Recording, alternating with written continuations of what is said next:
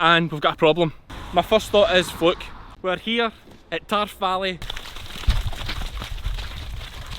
That was one of those inexperienced things. For anyone who's maybe never seen liver fluke before, hope no kids get terrified there by that liver getting opened up.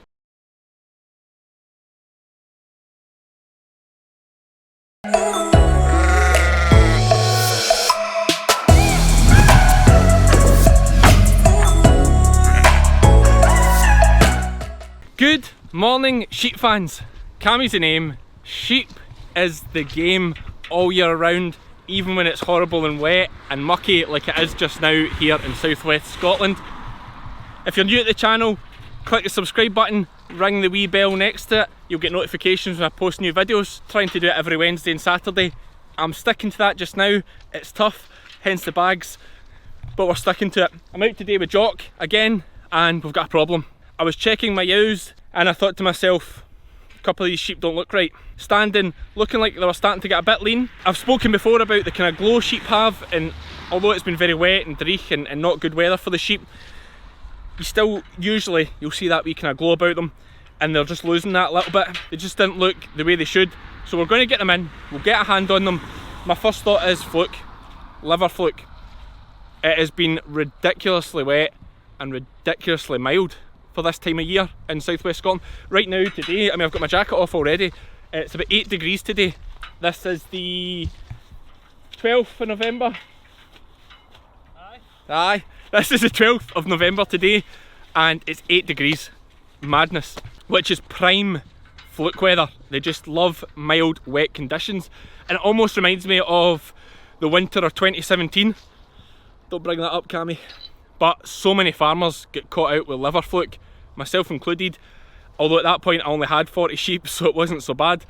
But I was doing scanning at farms, multiple farms, where there was 30% empty. A lot of you guys around this area, and girls around this area, will remember how bad that was. So I'm a little bit worried in that sense, and very wary of it, because we usually stick to a strategy of we give them a fluke dose at tupping time, and then we give them a dose again at New Year.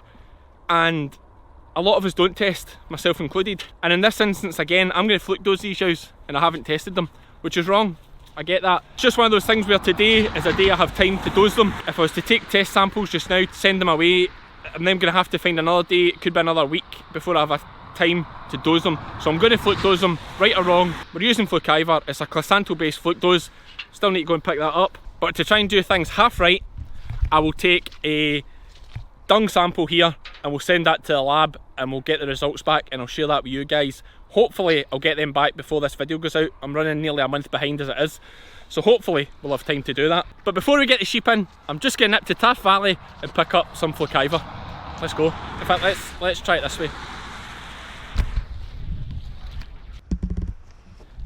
Oh, I'm dizzy.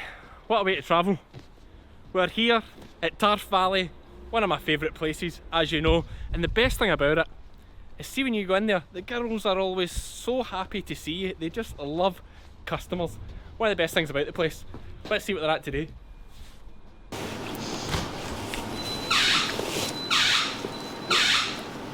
Hello? What are you doing, girls? Trying out the new rucksacks.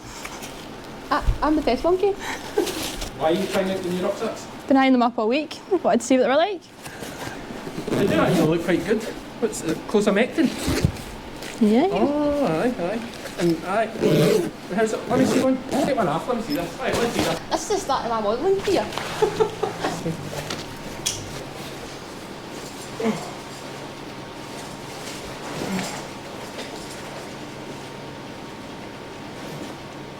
Oh, you're a wee bit.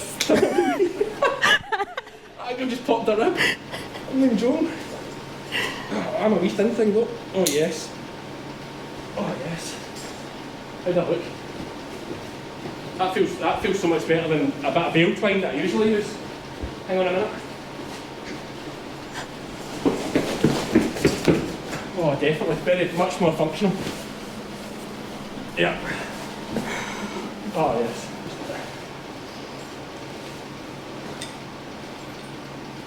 The door. Oh, right, no, that's class, girls. Could I get a bottle of Flukiver on this? Aye, I'll get you a bottle. Alright, cheers. Thanks. you want me to stick it in for you? Yes, please. That is. Yes. Thanks very much, Cheryl. Right, we'll see you later. Cheers guys, see you next time. Love that place. Like, always new things are getting in and new things to try. Look at this new rucksack I've got for dozing sheep. I'm absolutely buzzing.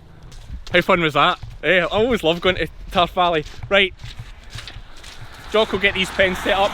Unbelievable that I've been away to Tarff Valley. It's been dark like it was in the video there, and I'm back and Jock still not get the pen set up. Unbelievable. What have you been doing, Jock? It's almost like I never left. As you'll have seen when we're setting up there, it is what it is. It's not the best setup you've ever seen. This chest cam, this is my new thing I'm trying out, just to give different angles all the time. I can just keep flicking back and forth to it when we're doing things, and it actually leaves you... Oh, that's not going to work. You see this setup here's not... I forgot to bring a bloody gate for the back of the Napa as well. What's the chances a sheep just dives in there? There's no fence here for this part. What's the chances? Oh, Cammy. Jock's sheepdog works off the whistles as well, which is quite handy.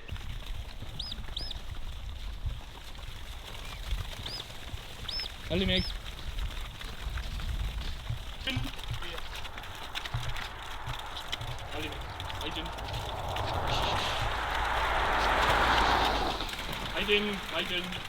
Leiden. Lily Meg.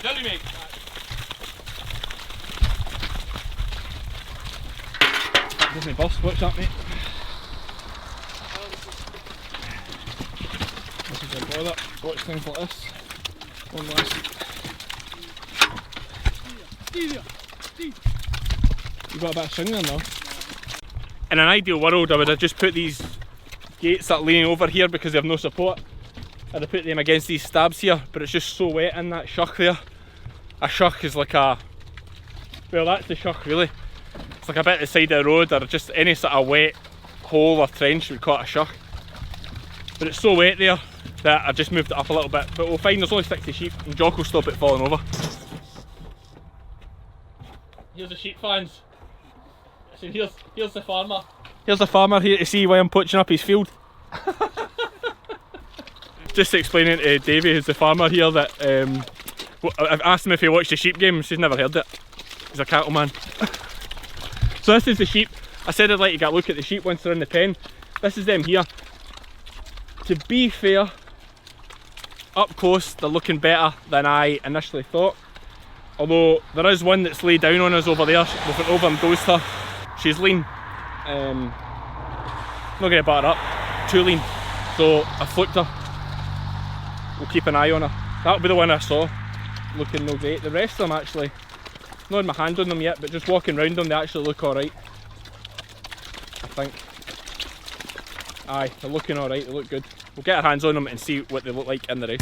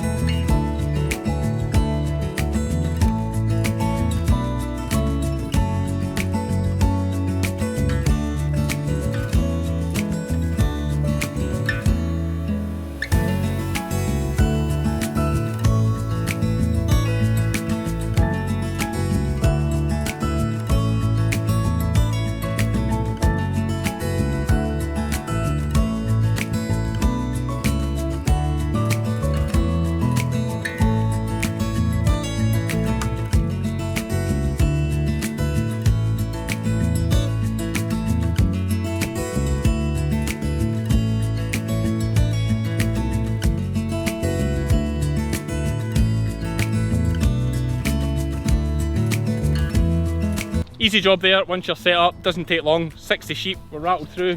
On to the next bit now, where there's another 40 to do.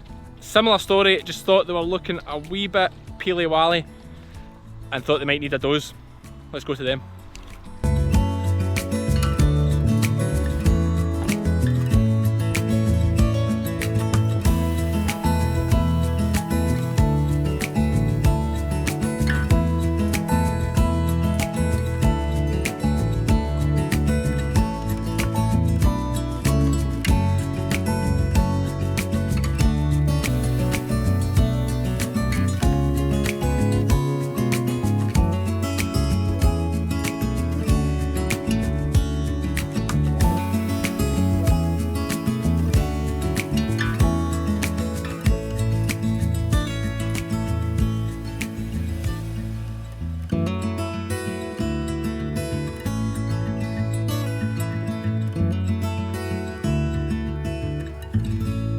So I'm always talking about the fact that I've got a lot to learn, and thinking that I was going to run these sheep into the pens and get some dung samples from them. That was one of those inexperienced things. As you see here, there's no way you'll get a dung sample out of this, just the way it is. But they're dozed now and I'll feel the better for it, even if they don't. Davey says if you can farm here, you can farm anywhere. Hardly boys in this district, I tell you. And girls, I keep saying boys all the time. So we're at the next job here. I'm just going to set up and we're going to do the same again here, because same issue, some of the ewes not looking so great. Once I've done this, I'm going to go and get the stock trailer and pick up that sheep that I was describing to you earlier that we had to catch and doze in the field, and it's just getting far too lean. I'm going to bring her home, put her on the shed and give her a wee bite of cake, just to try and help her recover from whatever ailments are affecting her. But before we do that, let's get these ewes in. You get a look at them, got to get them fluke dosed as well. But on a more positive note, how good is this backpack I got? And look, this just slots in my bib and brace on nice there, so I can just sit and wear it, no hassle. Well, you saw in the shop how many activities I can do now as well. Perks. Let's get set up.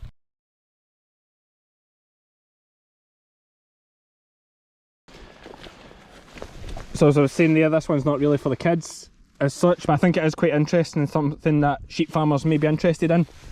And as I said, I saw a sheep here as well as the one at the other place that I thought just was going backwards very quickly, and that was yesterday morning. First chance I got to get up here today and get fluke dosing them, and she's dead. So it's a Saturday, it's now Saturday 1 PM. Post-mortem would be a Monday. Post-mortem gives you full results of all sorts of things, but one thing that I can have a look at and see is I can cut the sheep open and have a look at the liver. This is a sheep's liver here, and it's a very unhealthy looking liver. If anyone that hasn't seen a sheep's liver before, you've probably seen liver in the shops, and it should be a nice dark red colour like you would expect if you were buying a piece of liver to eat. I hope this doesn't put you off ever eating liver, because I'll tell you, liver's not something I usually like to eat for this reason. Anyway, on the back side, so I cut the liver open here and have a look, and I've showed this to Kaz, because obviously I'm no expert, but I've showed this to Kaz, and it's difficult for him. It's not fair on him to expect him to give me a proper assessment, because I'm just doing it via FaceTime and sending him pictures on WhatsApp, so he can't really get a proper hands-on look at it. So I'm expecting a lot of him really, but I appreciate him doing his best. Straight away he's saying obviously discoloration, and it's just not a healthy looking liver at all, so straight away concerns for the liver. He asked me to turn over and to this is a bile duct here, this little sac.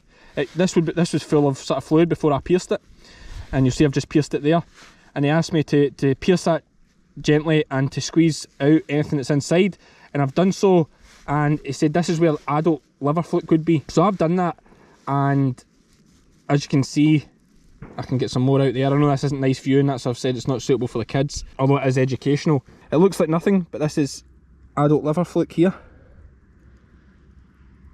Wait to see if I can put that on the clean bit of the glove so you can see it.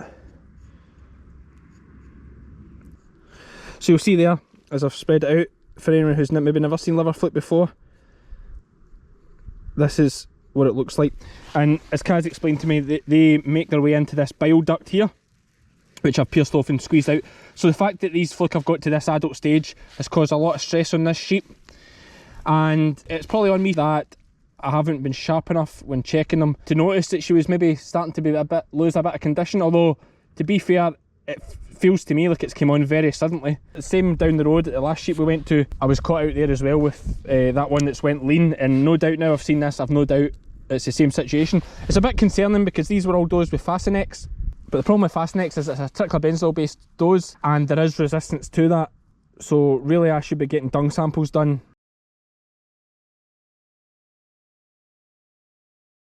Peace of mind now, I know there's liver fluke in these sheep. I think it's educational, I think it's beneficial to a lot. I would personally love to have seen that before, and that wee tip about the bile duct was fantastic to then just see, bang, there's adult liver fluke. It's all over my hands here, as you can see. So let's get the rest of the sheep in. They're going to get their fluke dose with Flukiver and make sure we don't lose any more sheep. So apart from picking up my Flukiver at the start of the video, that's not been a very humorous one, bit sombre. One of those days where it's easy to let the head drop a little bit. We've lost one sheep up the top there. It is incredible how this just strikes and how it can be easily missed if they're running a batch of sheep. The rest of the ewes seem okay, but I'll need to keep a close eye on them because if they were affected badly by fluke, this sudden dose and the strain it takes on them wiping the fluke out can be quite sore on them, so they might be a bit sick for a couple of days. I'll need to keep an eye on them. I just thought as this day progressed and the footage I was taking progressed, I thought it might be very interesting for other sheep farmers to see. Anyone that's from a sheep farming background, I'm sure, can sympathise with me here and has been in this situation. Fluke is a nightmare. It is the biggest threat to sheep in the winter. It is absolutely lethal and it's everywhere in this area that I farm in because we are so wet and so mild. Everywhere's got fluke. Anyone that isn't from a sheep farming background and sees this and maybe thinks, oh, this is horrific. It is horrific. There's no way about it. But the sheep have been treated as per the date I've put in the screen here after I checked my book. Treated with a Fastinex dose, which is triclobenzol, which there is some resistance to, although personally I have never had an issue. I'd of course advise anyone who has the chance and has the sheep handy, get some dung samples just now because it's been mild, it's been wet, it's bad fluke weather. I've went on enough about it. As always, thanks for watching guys. Hope no kids get terrified there by that liver getting opened up. I did put a warning at the start. It's one of those days. You win or you learn. Thanks for watching. See you next time. So you'll actually see in the background here, this is the sheep from the first lot we did today that I was talking about that caused me real concern and made me want to fluke dose the rest. And now that I've opened up that dead sheep at the bit along the road, I'm very glad that I have fluke dosed them because it obviously is an issue and needs done. And I've now got another 700 sheep to get dosed ASAP just to make sure. So we're going to go and grab her. I'll leave the camera because it's not going to look nice. I'm going to have to carry the poor soul and put her on the trailer, but you'll get to see her coming off the trailer at home and going into the shed. We'll jump to that.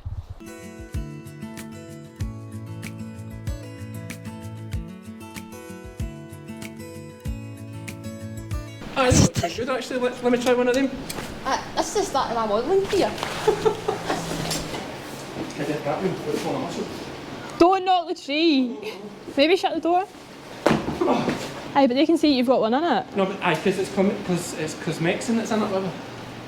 No, it's not. That's Flukiver. I know, but you can't see that. You just assume it is because of the bag. Do you want me to put it in for you? Do you want me to stick it in for you? Yes, please. Right, now we'll cut. Right, then just like slap my bag. I'll get sacked for this. Slap my bag, that's it. Just slap my bag, like as if I happened, slap my bag. That is? Yes. Thanks very much, Cheryl. Right, we'll see you later.